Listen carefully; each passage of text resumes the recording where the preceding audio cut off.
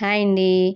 Welcome back to our channel village garden Telugu and blogs. నా పేరు మణి అండి. ఎలా ఉన్నారు? అందరూ బాగున్నారా? ఈరోజు వీడియోలో చికెన్ కర్రీ అనమాట. అది కూడా బాదంతో చేశానమాట. ఎలా చేశాననేది క్లియర్గా మీకు చూపిస్తాను. చికెన్తో చాలా వెరైటీస్ చేసుకోవచ్చు కదా.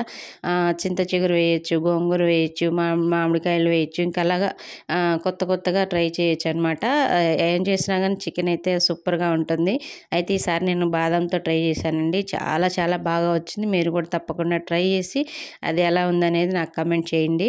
అలాగే వీడియో నచ్చితే ఒక చిన్న లైక్ అయితే చేయండి. ముందుగా అయితే చికెన్ శుభ్రంగా కడిగేసుకొని పసుపు, ఉప్పు, కారం వేసుకోవాలండి. కొంచెం అంత పెరుగు వేసుకొని బాగా కలిపేసుకొని పక్కన ఉంచుకోవాలి. ఒక అరగంట సేపు అలాగా ఉంచేసుకోవాలి చికెన్ని. చికెన్ కొంచెం మంచిగా ఉప్పు కారం పట్టింది అనుకోండి, ముక్కలు అనేవి టేస్ట్ ఉంటాయి అన్నమాట. అలాగ ఒక అరగంట సేపు పక్కన ఉంచుకోవాలి. తర్వాత ఉల్లిపాయలు ఒక 4-5 ఉల్లిపాయలు తీసుకొని సన్నగా కట్ చేసుకొని వేయించుకోవాలి. ఈ ఉల్లిపాయలు వేయించుకోవడంలోనే కొంచెం ఓపికగా వేయించుకోవాలండి. త్వరగా వేగవు. అందుకని కొంచెం మంచి బ్రౌన్ కలర్లో వచ్చే వరకు వేయించుకోవాలి.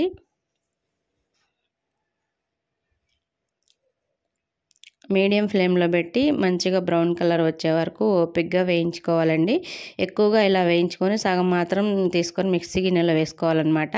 సగం వరకు పేస్ట్ చేస్తాను, మిగిలిన సగం ఏమో కూరలో అలాగ ఉంచేస్తాను అనమాట. ఉల్లిపాయల వలన మనకి గ్రేవీ అనేది వస్తుంది. కూర కూడా చాలా టేస్ట్ ఉంటుంది. ఇలా ఉల్లిపాయలు వేయించుకున్న తర్వాత సగం వరకు మిక్సీ గిన్నెలోకి తీసుకోవాలండి. సగం ఉల్లిపాయలు ఇలా ఉంచేసుకొని దాంట్లో అల్లం వెల్లుల్లి పేస్ట్ వేసి వేయించుకోవాలి. అల్లం వెల్లుల్లి పేస్ట్ మనం చికెన్కైనా పట్టించుకోవచ్చు, ఇలాగ ఆయిల్లో అయినా ఫ్రై చేయొచ్చండి.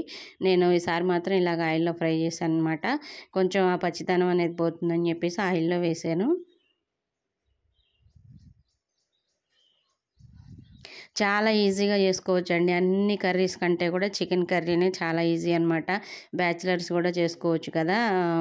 ఇప్పుడు అల్లం వెల్లుల్లి పేస్ట్ అంతా కూడా ఫ్రై అయిన తర్వాత బిర్యానీ ఆకు, ఇంకా అలాగే 2 లవంగాలు, మిరియాలు వేసుకోవాలండి. నేను ఎక్కువగా వేయను అనమాట. మరీ ఎక్కువ స్పైసీగా ఉంటే మా పిల్లలు తినరు. అందుకోసం అవి ఒక 2 వేస్తాను. తర్వాత చికెన్ వేసుకోవడమే. నేను కుక్కర్లో చేస్తానండి. కుక్కర్లో చేస్తే చాలా తొందరగా అయిపోతుంది అనమాట.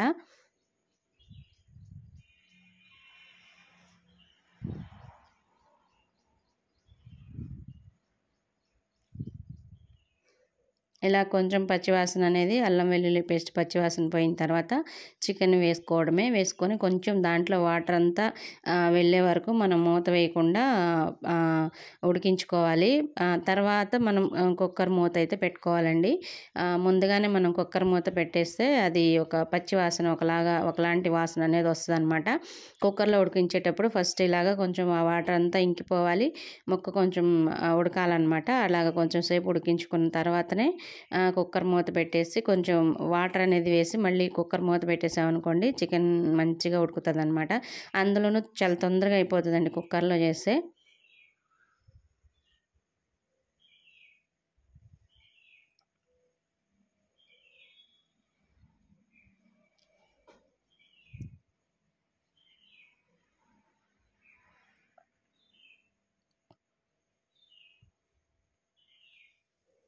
ఇలా బాగా కలిపేసుకొని ఉంచుకోవాలన్నమాట. కొంచెం మంచిగా మగ్గిపోయి ఆ వాటర్ అంతా కొంచెం ఎగిరిపోయేదాకా ఉంచేసుకొని తర్వాత మళ్ళీ వాటర్ యాడ్ చేసుకొని కుక్కర్ మూత పెట్టేసి ఒక 3-4 విజిల్స్ వచ్చే వరకు ఉడికించుకున్నాం అనుకోండి, తొందరగా అయిపోతుంది అనమాట కూర మనకి.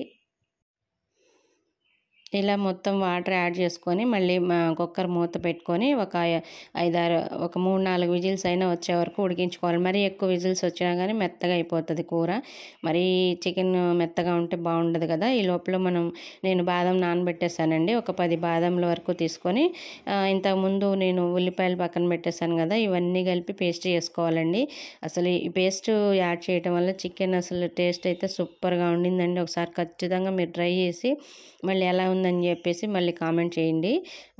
కొంచెం వాటర్ వేసుకొని మెత్తగా పేస్ట్ అయితే చేసుకోవాలి. ఇలాగ విజిల్స్ వచ్చిన తర్వాత చూసారా మంచిగా ఉడికిపోయిందనమాట. చికెన్ ముక్క మెత్తగా అయిపోయింది. ఈ టైంలో మనం చేసుకున్న పేస్ట్ అయితే యాడ్ చేసుకోవాలి. ఈ పేస్ట్ కూడా మొత్తం కలిపేసుకున్న తర్వాత గరం మసాలా వేసుకోవాలండి. పై మసాలా వేసుకొని ఇలాగే ఉండాలి, పులుసులాగా ఉండాలి అనుకుంటే కొంచెం ఒక 5 మినిట్స్ మనం అలాగ ఉడికించేసుకొని దింపేసుకోవచ్చు. లేదు ఇంకొంచెం గ్రేవీ కావాలంటే ఇంకొంచెం సేపు ఉడికించుకోవచ్చండి. అప్పుడు ఇంకొద్దిగా చిక్కబడుతుందనమాట. మనం ఉల్లిపాయ పేస్ట్ అనేది వేసాం కాబట్టి కొంచెం కూర అనేది దగ్గరకొస్తది, చిక్కబడతది. పేస్ట్ వేసిన తర్వాత కొంచెం సేపు ఉడికిస్తేనే ఆ ఫ్లేవర్ అంతా కూడా ముక్కలకి బాగా పట్టి కూర అనేది టేస్ట్ వస్తదనమాట. ఇందులో కావాలంటే జీడిపప్పు కూడా నానబెట్టి వేసుకోవచ్చండి. నాకు జీడిపప్పు వేస్తే కొంచెం కూర తియ్యగా అనిపిస్తది. నాకు అస్సలు ఆ ఫ్లేవర్ అనేది అస్సలు నచ్చదు. అందుకోసం నేను జీడిపప్పు అస్సలు వేసుకోవట్లేదండి. ఒకసారి అయితే ట్రై చేశాను కానీ నాకు అంతగా నచ్చలేదు. అందుకోసం ఈ బాదం ఒక్కటే వేసి ట్రై చేశానండి. కూర అయితే మామూలుగా లేదు. సూపర్ టేస్ట్ వచ్చింది. మీరు కూడా తప్పకుండా ట్రై చేసి ఎలా ఉందో చెప్పండి. వీడియో నచ్చితే తప్పకుండా లైక్ చేసి అలాగే సబ్స్క్రైబ్ చేయండి.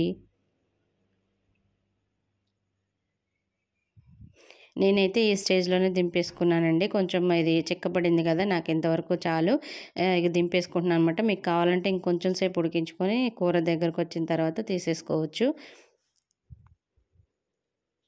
ఇదండి వీడియో. ఈరోజు బాదం చికెన్ చూపించాను కదా! చాలా టేస్ట్‌గా ఉండింది. తప్పకుండా ట్రై చేయండి. మీరెలా చేస్తారో కామెంట్ చేయండి.